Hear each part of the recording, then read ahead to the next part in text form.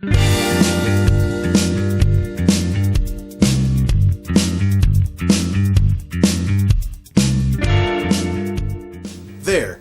No decorations, but still it's a fiber optic tree.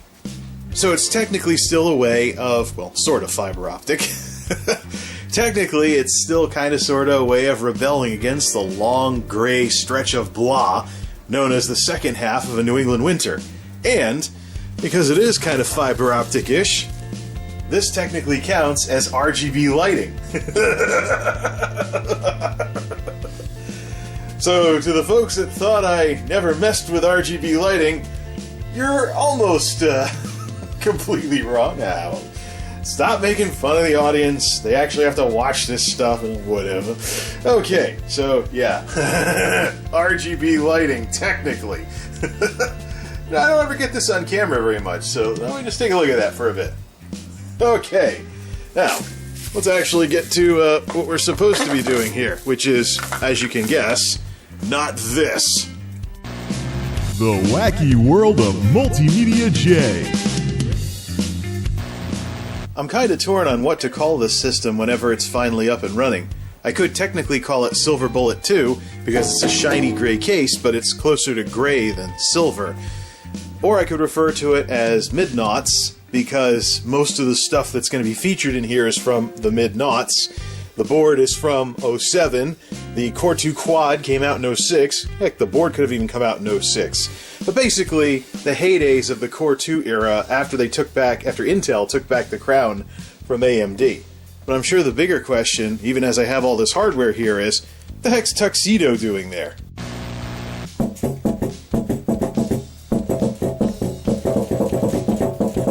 Wobbly old Tuxedo. Yeah, it was pretty interesting how I used to start this computer up, and then when the metal got warm enough, it would do this, and it'd make a lot of noise.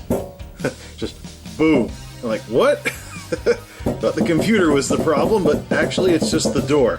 Whatever. So basically, every system other than the Delosaurus is in flaky condition right now because of something flaking out on it. Motherboard, RAM, power supply, that capacitor plague issue we ran into earlier, it's just lousy across the board. So, in the case of Tuxedo, it's the flaky RAM. Now, replacement RAM is on the way, but that's largely going to be RAM for the Delosaurus so that Tuxedo can get its RAM back. Because the RAM that's in the Delosaurus came from Tuxedo, and it runs at a speed that the Delosaurus absolutely does not need and does not support. So I want to put new RAM in the Delosaurus, bring that RAM back to here, and make overclocking everything actually an option and probably a more stable system while we're at it. So in the meantime, while we're waiting, I'm going to take this EVGA 600B bronze power supply in like new condition, by the way. Haven't done very much with it since I put it in after the other one blew up. I want to put this in the system we're putting together with all that mid-2000s stuff and see if I can get it to not be so flaky with a much newer, much nicer power supply than just about anything we were trying to run it on previously. If I can get the system to stop being so flaky, then I already have it in the cart to order a descendant of this 600B for Tuxedo, which is modular, and it's on sale right now. And Newegg's already sending me emails about, hey, did you forget something in your cart? So I better get around to trying this out ASAP, as in, well, you're watching it. So let's get this power supply out of here because not like Tuxedo can do very much anyways, so long as the flaky RAM remains in the box. There's what I'm talking about. Nice and shiny, everything's new, there isn't a bunch of dust. The capacitors all have the right-shaped tops to them. There really is something to the aesthetic of PC hardware and stuff that you see nowadays, now that PC gaming has become such a thing, that you didn't see in years gone by. There's this attention to detail and this attention to presentation and making things look nice that you see nowadays that didn't used to be as much of a thing before. So, anyways, we're not going to fawn over a power supply here. Let's get the system we're building and try and make it not so flaky. Okay, we have just enough stuff plugged in to see what this does when we apply power. Hopefully nothing dangerous or explodey. Much quieter than the other case, because we have 120mm fans now. I also cleaned everything off with... Ooh! Nice! I also cleaned everything off with alcohol, all the contacts and everything, and we have a CMOS error. So does this battery, like, give up after something's unplugged X amount of time? Because that's an Energizer in there. It's not the KTS. So, I'll set it to last known good. Let's see here. I want to see how much memory shows up, too. So, here we go.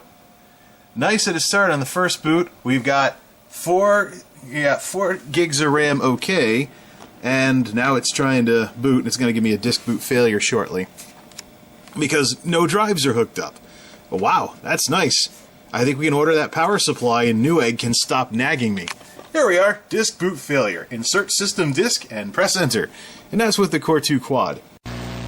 The laundry's done, the furnace is turned off, and Monolith's fans are turned all the way down. If you listen hard enough, you might be able to hear the refrigerator when it kicks on. But this house is very, very quiet. And of course I've turned off the music in post, like I should have remembered to do, hint hint. But let's just quietly enjoy just how quiet this machine is, except for the beeps and all that other stuff. So, listen to that. Or rather, none of that. And this is just going from 80 millimeters to 120 millimeters. Never mind what Monolith can do with 140 millimeters.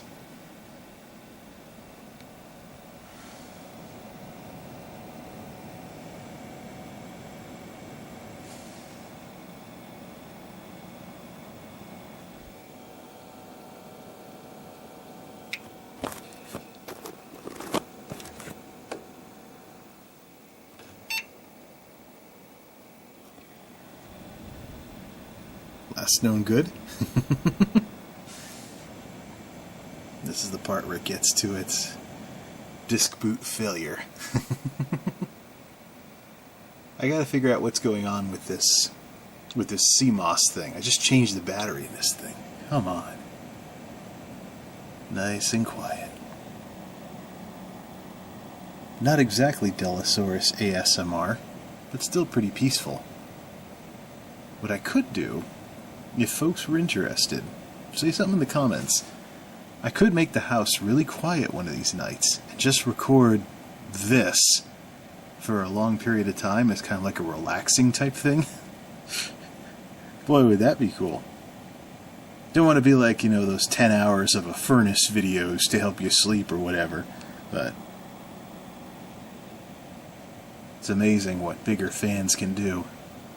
Well, actually, it's not very amazing. It's basic physics. Same amount of airflow, larger space, lower RPMs. Good stuff.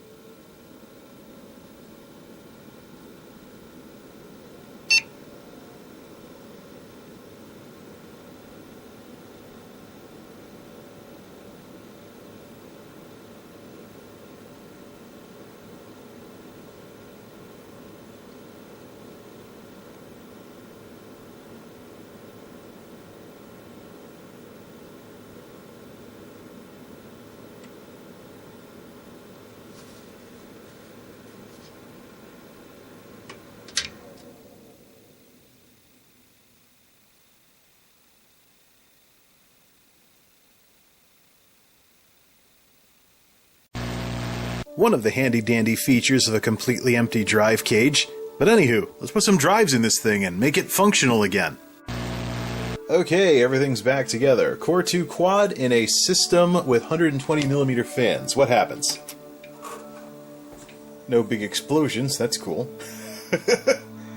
Just gotta get it to boot off the SSD instead of the mechanical drive I put in here for games. Will this open? Yep, and I didn't leave a CD in there. That's cool. And we have liftoff.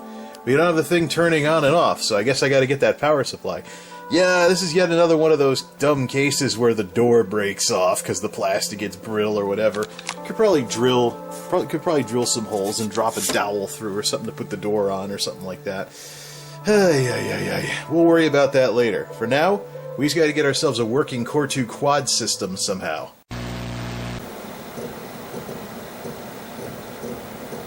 I think that's a bogus hard drive holding up the entire boot process. Ay. Epic fail. Well, everything sort of works, but I've been reminded the hard way as to why I stopped tinkering with this system in the first place.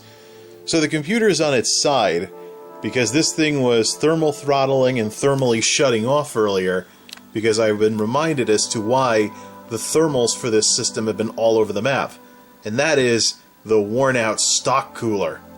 The plastic pins in the Intel stock coolers, after you use them a couple of times, they wear out, and they no longer make good mechanical contact with the motherboard, which means your cooler has this thing for becoming loose, and then the system kicks off when it gets too hot. I had that happen when I was trying to get this thing up and running again, so I've got it running on its side for now, so that the loose pins don't cause as much trouble as they normally could, because gravity's still on my side. But in order to have a tinkerable Core 2 quad system, that stock cooler needs to go away. One of the folks in the comments last time was like, yeah, drag the thing out back and shoot it. I suppose recycling might be a little bit better of a use for the crappy Intel stock cooler. But yeah, we need to go cooler shopping, because otherwise we'll never be able to push this thing anywhere close to what the Core 2 quad could do. Number one, a third-party cooler will give us better cooling than that horrible stock cooler. And secondly, it would be good to get that thing in here, because then we can use some of the overclocking that's available on the board, like sports car mode, or cruising mode, or full throttle mode, or whatever, in order to crank up whatever this processor can do when it has better than stock cooling. I'll let these temperatures speak for themselves. Right now, downloading Windows updates, it's around 50 degrees, but it almost hit 80 earlier. And that's with the multiplier downclocked to 2 gigahertz per core, when it should be 266. So, yeah, we've got some shopping to do. Power supply for Tuxedo, to put something newer in there before we really crank things up for it, and cooler for Midnaughts, as I'm going to call it for the time being, because when this thing's up and running, it will represent everything good that the middle of the noughts had to offer. Till next time, this is MultimediaJay, signing off. Thanks for stopping by.